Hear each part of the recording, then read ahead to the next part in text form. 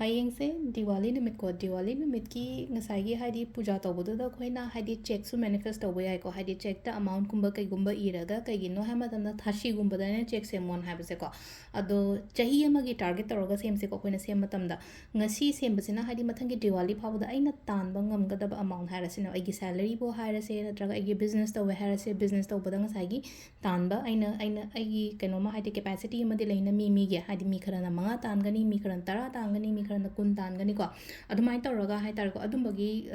keno se e be ko amount to hai tar ko particular amount kumba ai gi mind da leraga di iyo natraga di haidi paid in full len e be ko haidi paid in full ko haidi se irake ko ai paid in full adum irake ko kana khani haidi aina di target taw matam da tara tawe do ngasai gi haidi universe na aingonda keno taw matam da ai gi damak ta kunthra tamamaga di aduduna sida koina semga da base kamaina no kama i ga da base kamaina no hai kan sida paid in full line e back ko date i drasu kai chukai te ko date singa sai gi next year gi target so to ko no ba chahi loidrina ji chahi loidrim na chahi loiram da ista kana khani phaw ma mala adi aduduna sida tawgada base ko aina hai number sida kani mantras i gani ko kaino sida ko checkbook sida amount i gani ko amount to aina sa ha ga particular amount mind da leraga di adugi amount to sida fill tawse ba ko checkbook se isa gi checkbook leraga di lere checkbook laite ha ba gi question kumba am la kani kashu kai di imung gi arai ba kananum da gi check mana khata piu ha ga dan tor na traga xerox tawraga tawbos yai ko kem kai te ko xerox kumba ki kumba dan tawi ba adu nga sa gi pay gi mapa sida i ga da base kaino ha kana ai gi ming i se ko samna ha ba ai gi ming ana ha ra se taragadi hangle ma thoi bi ko adu nga sa ai na haija gi bado kaino se ko paid in full line e ko haidi paid in full se di haidi particular amount like tamne smaine e re ko paid in full ai rusi se ngasi Diwali ni metadum sema ga isu kat lage ko dosi dasu dum ibira se ko haidi paid in full line aduga date kainosna now haina ire ko sida ko hauzik horen hayeng bo orasu ama orasu ko adu sida symbols ibe ko haidi swastik yek pa ko haidi swastik yek pa se kamaina no hai kan se tusmaina silere ko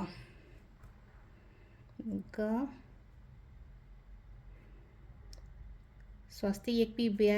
om yek pi be afaba symbols nga tani ko se om yek pi be aduga haidi lakshmi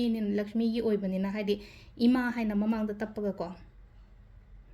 lakshmi na ise ko sida adu duma lere ko numbers ko haidi angel number su ise ko sida ketang zoom tawgi su tawbiyo ko sum tam na yeng ko haidi uden har ko om swastik lere in sum lakshmi ai gi ming ire paid in full ko paid paid paid in in full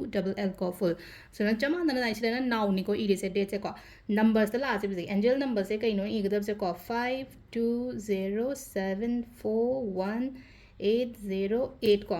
money attract on angel number sida amu aina i keno to ba khogi jibu ko koina jibu coin di yawa symbol de mo jibu coin pai ba rong ani ko ado jibu coin da koina yek pa symbol se ko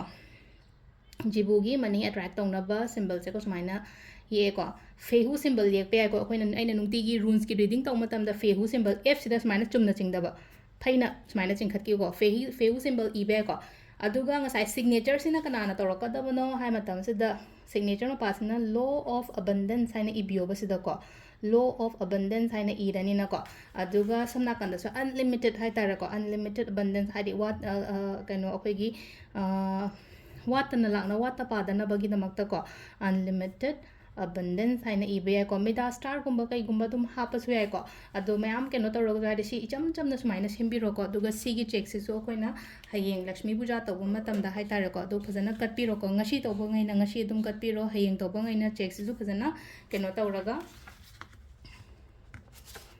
hai sidagi dum segare ko duga hari si je akoina si thamba yai ko hai thamba matam da turtle gumbai makha do gumba thambi ba sai ko turtle makha dan har ga sim akoina so gumba turtle gumba kai gumba leina khala se dum thammo even si like train khala na sum so gumba sai na sum gift hap ki jam yaw ne ko na keno no mita koi kwal tar no mita sum aina pi gi ba ko ti dum yaw ko do so gumba dum